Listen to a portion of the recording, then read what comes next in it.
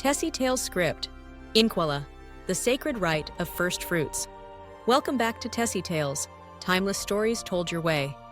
Today, we journey to the kingdom of Eswatini, where the heartbeat of a nation rises and falls with the seasons.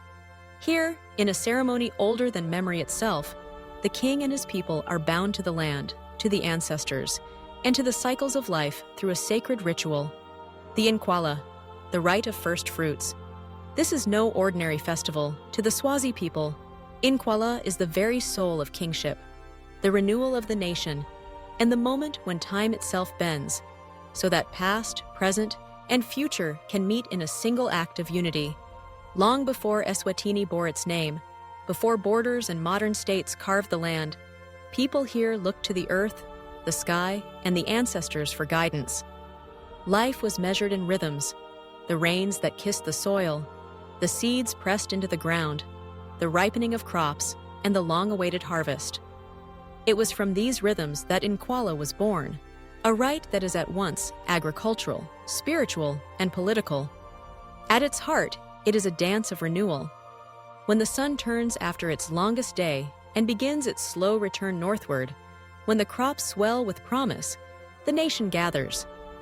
The people call it the Festival of the Nation. But more than that, it is the sacred drama where the king becomes the axis around which the world turns. Without him, the rite cannot be held. With him, the land and the people are blessed with fertility, strength, and order. The Incwala is sometimes described as the king's ritual, but to the Swazi people, it is far more. In the worldview of Eswatini, the king is not just a ruler. He is the living symbol of the people's life force. His health is the nation's health. His renewal is the renewal of the land. And so the Incwala is a moment of cosmic importance. At its peak, the king eats the first fruits of the harvest. Only then can the people follow. Only then can the cycle of life continue. Until that moment, no one dares touch the new crops, for they belong first to the ancestors, and through them, to the king. This sacred connection places the king at the center of time itself. The old year dies with the rite. The new year is born in the same fire. And in this, we glimpse the heart of African kingship, a balance of political authority and divine responsibility, where the ruler is both man and symbol. The Incwala unfolds in stages, a ritual journey stretching across weeks. It begins far from the capital, when young men of the nation are sent out to collect branches of the sacred Lusakwan shrub. This is no simple errand. It is a test of courage, discipline, and unity. They march through forests, climb hills, and cut the thorny branches under strict ritual rules. These branches will be used to build the sacred enclosure where the rite reaches its climax. No older men may cut them. Only the unblemished vigor of the nation's youth can bring back these offerings of strength. When the youths return, singing and carrying the thorny branches on their shoulders, the nation erupts in song. The people know the rite has begun. At the center of the Incwala stands the sacred fire. Old fires are extinguished, for the past must be left behind. A new fire is kindled by ritual specialists, symbolizing the birth of a new year, a new order, a new life. Within the enclosure, the king steps forth. Dressed in the regalia of his ancestors, he embodies more than himself. He is the father of the nation, the living vessel of its spirit.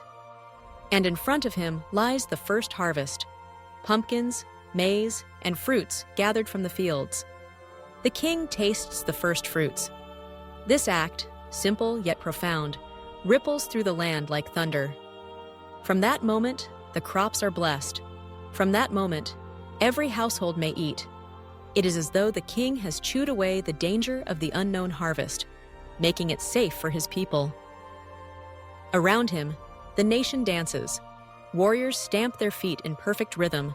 Women raise their voices in songs of praise, and the air trembles with the pulse of drums.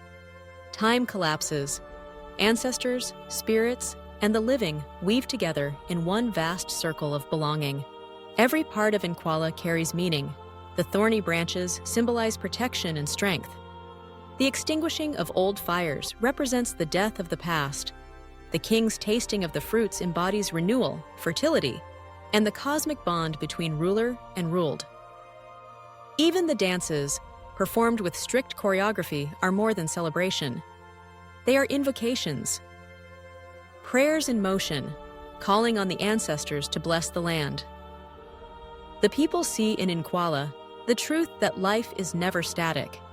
Death gives way to life, the old makes space for the new, and each generation must pass through the fire of renewal to claim its place in the world.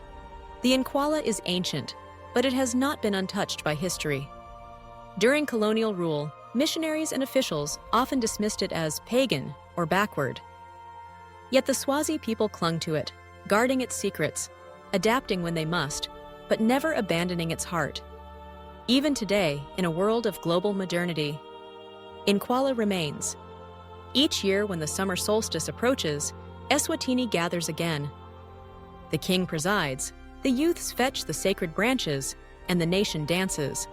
Cameras may capture the moment now, scholars may analyze its meaning, but at its core, the rite endures unchanged, still binding the people to their king, their land, and their ancestors. Why does Incwala matter? Because it is more than a ritual. It is the heartbeat of a nation. It reminds us that kingship is not mere politics. It is a sacred trust. It teaches that renewal requires courage, sacrifice, and unity. For the Swazi, it is a reminder that they are more than individuals. They are a people bound by history, ancestry, and tradition. And for the rest of us, Incwala offers a glimpse into a worldview where time is circular, where leaders are symbols, and where the harvest of the earth is celebrated as the very gift of life. This has been TessyTales, timeless stories told your way. If you enjoyed this journey into the sacred heart of Eswatini, don't forget to like this video, share it with friends, and subscribe for more timeless tales from across the world. Until next time, may the rhythms of the ancestors guide your steps.